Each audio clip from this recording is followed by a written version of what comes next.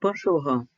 Aujourd'hui, dans le cycle qui correspond à tout ce que je viens de faire sur ma chaîne YouTube, et concernant tout ce qui est reverse engineering, rétroconception sur Revit, je vais faire aujourd'hui la présentation des centres culturels et d'art Aliyev, Bakou, capitale de Azerbaïdjan, et qui a été conçu pour le grand architecte Zaha Hadid.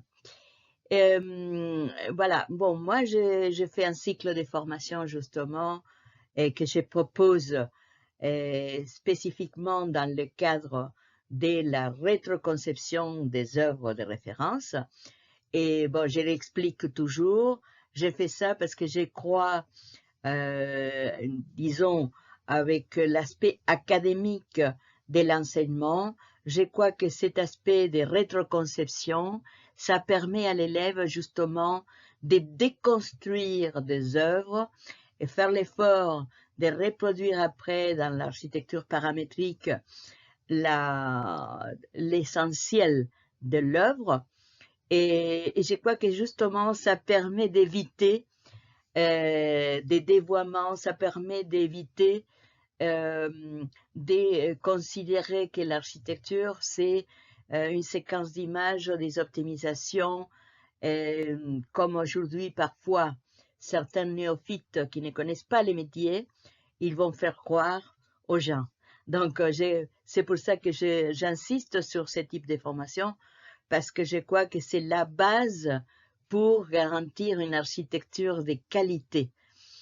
Et plus que jamais aujourd'hui, avec l'intelligence artificielle, on confond parfois tout ce qui est imitation des images, des styles, etc., avec la démarche spécifique du métier d'architecte, qui n'a rien à voir avec ça, évidemment. Alors, pourquoi j'ai choisi? Parce que évidemment, c'est une grande référence, et ces centres culturels, il a été fait justement comme un symbole des nouveaux types de constructions, et avec des courbes, comme moi j'ai dit, c'est la reine, Zaha Hadid, c'est la reine des courbes, parce que vraiment, elle fait danser les murs, la toiture, et d'une façon, je trouve, toujours très esthétique et très réussie à niveau de l'apparence, mais en même temps, elle propose à l'intérieur des solutions qui sont complètement adaptées par rapport à la fonctionnalité. Ça, c'est ce qu'ils font les grands architectes, à différence des autres qui essayent d'imiter et d'arriver un petit peu par hasard à l'œuvre d'architecture. Alors, les leitmotifs, je commence toujours pour dire, et c'est très important, de dire qu'il y a un leitmotiv toujours pour les architectes quand ils commencent un projet et un programme.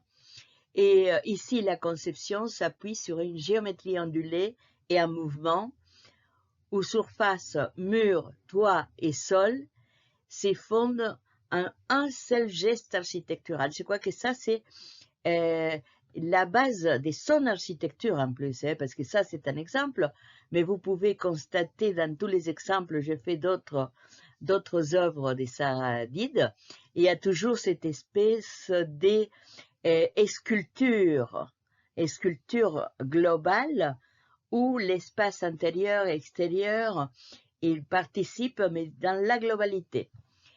Les concepts, les projets cherchent à effacer les frontières classiques entre architecture et paysage, créant une transition continue entre l'espace urbain extérieur, la place, et les espaces intérieurs publics.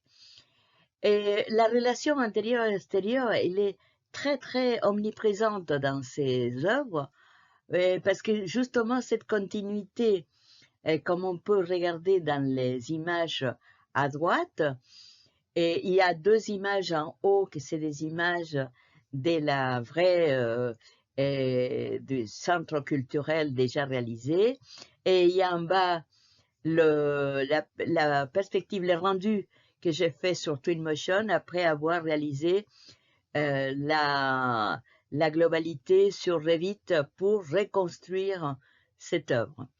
La peau extérieure est constituée de milliers de panneaux en ces matériaux fibrés, rationalisés à partir des modèles numériques pour conserver la fluidité tout en répondant aux contraintes techniques et climatiques.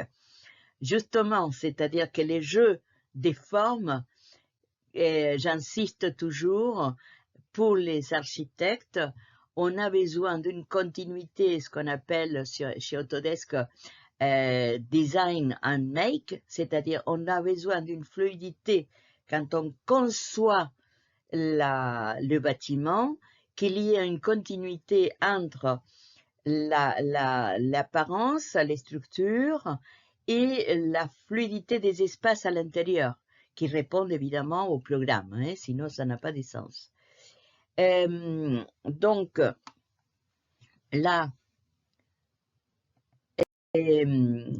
comme vous pouvez les voir, il y a aussi un aspect symbolique, et ces bâtiments est conçu comme un symbole national fort, marquant le passage post-soviétique de la ville vers une vision moderne, ouverte et tournée vers l'avenir. Hein. Sarah Hadid, elle a des gestes qui sont très forts à niveau du message qu'elle fait passer à niveau de ses œuvres. Sa forme fluide suggère une continuité entre la culture traditionnelle et contemporaine du pays. C'est-à-dire que le respect de la culture, de la mémoire d'un site, c'est indispensable aussi pour nous, pour les architectes, pour pouvoir concevoir et faire un projet avec une séquence logique qui va des premières esquisses jusqu'à la matérialisation et l'ouvrage construit. Voilà, évidemment, c'est une icône urbaine et culturelle. C'est un ouvrage, on dit aussi, c'est tellement fluide son esthétique, elle fait danser les murs, que c'est presque organique. Hein. Une architecture qui se déroule comme un paysage continu. Ça, j'aime bien aussi cet aspect-là. Bon, là, je vais vraiment traiter l'aspect des comment sur Revit. Je vais aller assez vite parce que ça, c'est pas, bon, je le présente, mais dans les formations, on va beaucoup plus en détail pour les voir à chaque fois quelles sont les procédures spécifiques. Moi, je travaille sur Revit, donc évidemment, c'est Revit 2027 actuellement. Et là, si vous voulez, la première chose, et j'insiste, et c'est partout, vous allez trouver toutes les vidéos, c'est toujours la même chose. J'ai fait venir des images, jamais je pars des plans techniques, détails, etc. Parce que l'objet, c'est justement de faire l'effort, et l'élève aussi, quand je présente les exemples, de faire l'effort de pouvoir, à partir des images, arriver à l'échelle, arriver à coordonner vraiment toute la procédure derrière l'œuvre. Et pour ça, si on a déjà les plans techniques, etc., c'est reconstruire la maquette, c'est pas le but. Hein. Là, c'est déconstruire l'ouvrage. Et l'ouvrage, évidemment, non plus avec les scans 3D, parce que ça n'a pas de sens. Les scans 3D, il n'y a pas de procédure, c'est juste des pixels en 3D. C'est des images en 3D. Bon, là, je fais venir sur Revit, et je fais venir cette première image. Et voilà, j'adapte évidemment après, bon, comme vous savez, les unités par rapport aux unités que je veux des travail. Je vais faire aussi par rapport à des niveaux construits sur l'œuvre, des niveaux qui correspondent au vrai niveau que je peux déduire à partir de l'intérieur que je trouve dans des images aussi. Voilà. Donc là, vous voyez, j'ai trouvé des niveaux qui sont aux alentours des 3 mètres à chaque fois, une hauteur totale de 40 mètres. Je pense que je suis pas trop loin de la réalité, malgré que je veux dire que il faut me pardonner parce que comme je n'ai pas justement les documents et c'est exprès, il peut avoir des différences, hein, dans certains domaines. Je ne prétends pas l'exactitude à 100%. Ce que j'essaye, c'est qu'à l'arrivée, je puisse avoir la visualisation de l'œuvre et qu'elle soit le plus proche possible de la réalité. Voilà, ça c'est mon intérêt et l'intérêt dans la formation aussi pour les élèves qui vont aborder à chaque fois ces sujets. Bon, là, j'ai construit un quadrillage pour avoir un plan de référence, comme vous savez, toujours sur Revit, un plan de référence qui va me permettre de construire le volume. Hein. Voilà, là, vous voyez, j'ai tous les niveaux, j'ai la façade, et ça, c'est la façade sud, et l'élévation sud. Et dans cette élévation sud, je vais déjà créer des plans de référence et un volume conceptuel, volume que j'appelle volume 1, je peux laisser les noms, c'est pas important en fait, parce qu'on n'a pas 10 000 volumes ici, donc c'est un problème juste des noms, donner un nom, et je vais prendre ces quadrillages parce que je voudrais que justement le point de départ soit à la verticale et pas horizontale, donc je prends ces quadrillages comme base, évidemment, pour mon travail.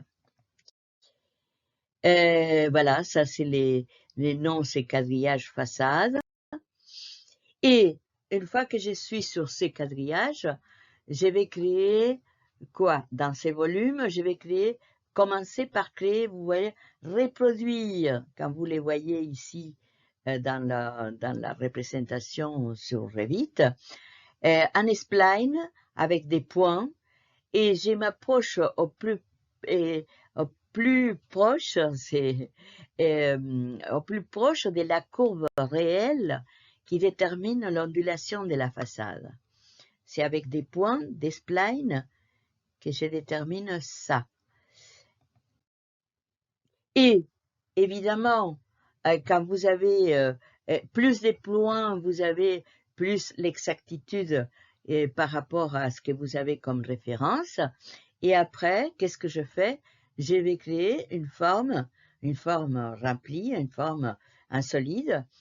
Et vous la voyez là, je les donne aux alentours de 20 mètres de profondeur parce que je considère que chaque bâtiment, chaque partie du bâtiment, il a aux alentours de 20 mètres là des profondeurs. Et j'ai créé ces volumes. Ces volumes, qu'est-ce que je fais? Je peux, comme vous le savez très bien, sur Revit, à partir des surfaces, créer des murs. Donc là, je suis avec le volume et je viens attacher un mur sur la surface. Et ces murs, j'essaye de le matérialiser en fonction de la matérialisation que je vois dans les images de la réalisation. Voilà. Là, c'est les murs 1. Et vous voyez que j'ai choisi là, j'ai défini une trame blanche et par rapport à l'ouvrage. Et bon, je vais définir aussi les quadrillages, c'est-à-dire la trame en fonction de ce que je vois aussi sur l'image de référence. Pour la matière, bon, voilà, là je m'approche et je vois que ça c'est à peu près de la hauteur et la largeur qui correspond à l'ouvrage déjà réalisé. Donc jusqu'à là, il y a 3 modules et ces 3 modules sont séparés. Donc je vais venir et rajouter les deuxièmes et les troisièmes. Voilà. Toujours avec des critères qui sont des références par rapport à ce que je vois à la matérialisation. Et par la suite, je dois construire aussi la façade avec la trame, le vitrage. C'est de l'image de référence de l'ouvrage. Donc là, je reviens sur le volume, mais maintenant, de ces volumes, qu'est-ce que je vais faire? Je vais faire une partition, vous savez qu'on peut faire sur Revit, choisir une face, et je pourrais faire aussi un système de murs rideaux pour ça. Mais je préfère, parce que c'est beaucoup plus facile, d'agir en fonction de la surface. Cette surface, j'ai fait la sous-division à niveau de la trame, telle comme je les vois dans l'œuvre. Vous voyez là, je m'approche à chaque fois avec un nombre de 14 par je sais pas quoi, et j'essaye toujours de comptabiliser un petit peu ce que je vois pour que ce soit le plus proche aussi à niveau de ce que je propose sur Revit. Voilà, je commence à définir cette matérialisation. Et qu'est-ce que je vais faire? Je dois faire, vous savez que quand on fait une subdivision, et c'est la subdivision c'est pas une matérialisation. Pour avoir une matérialisation sur Revit, j'ai une famille qui me permet de définir les motifs. C'est-à-dire que chaque rectangle que je vois dans la trame, je vais appliquer un motif, je vais créer une famille, adapter le plus possible à niveau des vitrages tels comme je les vois, à niveau des couleurs, matériaux, etc., etc. Là, je dois reconnaître que j'avais pas tellement de données de base, donc ça a été assez vite réalisé. Donc voilà, je réalise une famille des motifs. Il y a des familles, nombreux types de familles. Là, j'ai choisi motif justement pour après venir l'insérer dans le projet. Donc voilà, j'ai fait tous les cadres à chaque fois du vitrage. Je matérialise les cadres, je matérialise également le vitrage. J'ai choisi les matériaux spécifiques pour qu'ils soient à l'apparence réelle. Et par la suite, je vais venir les charger, cette famille charger sur le projet pour l'appliquer directement sur le motif. Là, voilà, je charge cette famille et voilà, là j'étais assez vite, j'ai passé directement. Mais voilà, une fois que j'ai chargé la famille, je peux faire des réglages aussi à niveau des couleurs, des matériaux. Personnellement, moi, je traite les matériaux au départ, mais par la suite, c'est pas fini.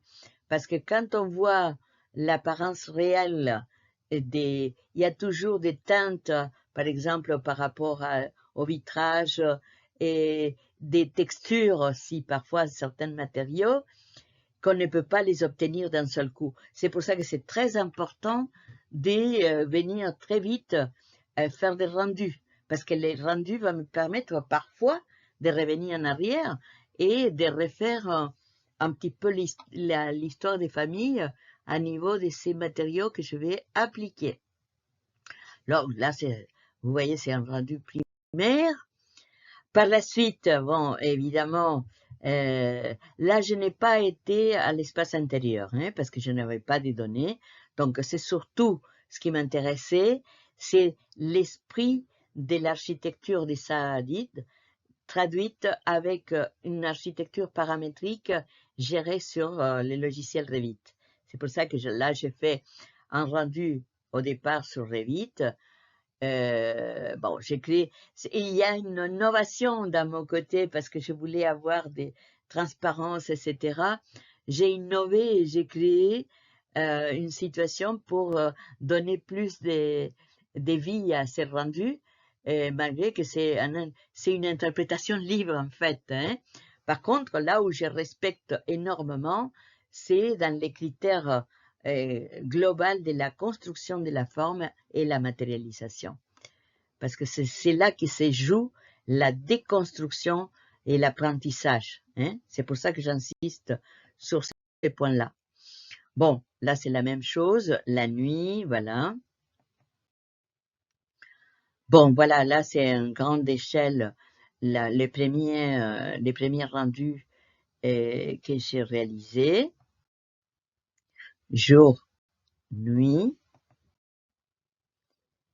Voilà, là c'est bon, j'ai une autre perspective de notre côté. J'ai fait aussi également jour, nuit. Et par la suite, je suis allée, j'aime bien à la fin aller sur Twinmotion parce que Twinmotion vous donne beaucoup plus de souplesse pour avoir par exemple la matière comme vous voyez l'eau, d'avoir des personnages, de remplir avec une végétation beaucoup plus adaptée. Bref, les rendus on peut aller là j'étais assez modeste, mais on peut aller beaucoup plus loin parce que même on peut faire des animations. Là, c'était pas le but, hein. Mais il y a dans la rétroconversion et les formations que je fais, parfois un aspect spécifique de l'animation. Pourquoi? Parce que la base de l'architecture, elle est sur un parcours. Alors, quand c'est un parcours, c'est très important de voir cette animation, ou en tout cas une séquence des vues en perspective qui me donne cette dimension des trajectoires. Voilà, là c'est un rendu simple sur Twinmotion. Et voilà, et donc là c'est jour et nuit également. Vous voyez que bon, moi je suis contente parce que je crois que l'aspect principal, il est réussi dans ce que je fais, et de la forme, la matière et l'apparence finale. Bon, c'était mon but, voilà. Donc, pour les conclusions ici, évidemment, je vous dis que ça c'est l'objet d'une formation que vous pouvez me contacter, vous avez mes données sur mon site internet ou alors directement comme contact à terifejas@gmail.com.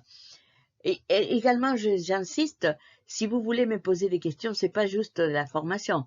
Si vous voulez me poser des questions, évidemment, je peux vous répondre et je fais toujours de répondre à des gens qui ont besoin de connaître un peu plus à quoi ça consiste et quel est l'intérêt, etc. Je réponds toujours. Et j'ai quand même plein d'élèves, des anciens élèves qui veulent actuellement approfondir sur la reconstruction sur Revit. Et évidemment, j'applique quand il faut aussi les outils d'optimisation d'intelligence artificielle. Ça va de soi, mais c'est pas le but principal, hein.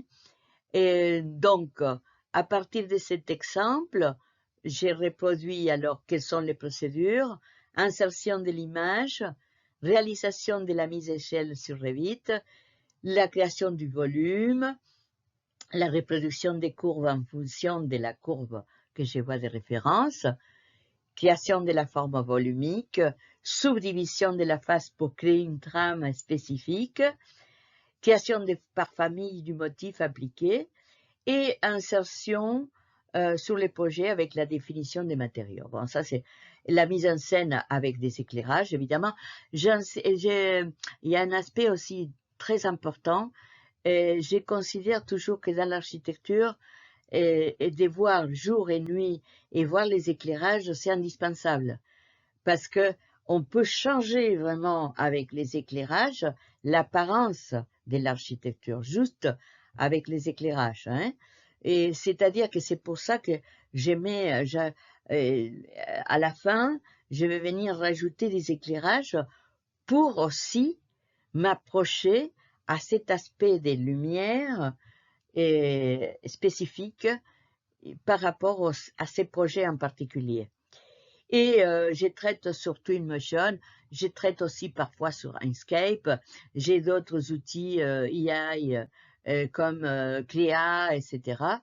Mais d'une façon basique et primaire, c'est Twinmotion que je considère les plus adaptés dans un premier pas. Après, on peut approfondir, aller plus loin sur d'autres. Bon, j'espère que ça vous a plu. Et si ça vous a plu, merci de liker, merci de me dire bravo. Et si vous voulez faire des commentaires ou vous avez des remarques à faire par rapport à ça, bien évidemment, sont bienvenues toutes les remarques. Si elles sont constructives, évidemment, si c'est pas pour détruire ce que je fais. Et puis, bon, je vous dis à bientôt avec une prochaine reconception où, voilà, j'ai fait des contenus variés aussi. Les dernières, ça a été aussi consacré à l'intelligence artificielle et il y a une autre aussi consacrée à la nouveauté de 2027 de Revit. Et voilà, je vous remercie et j'espère à très très bientôt.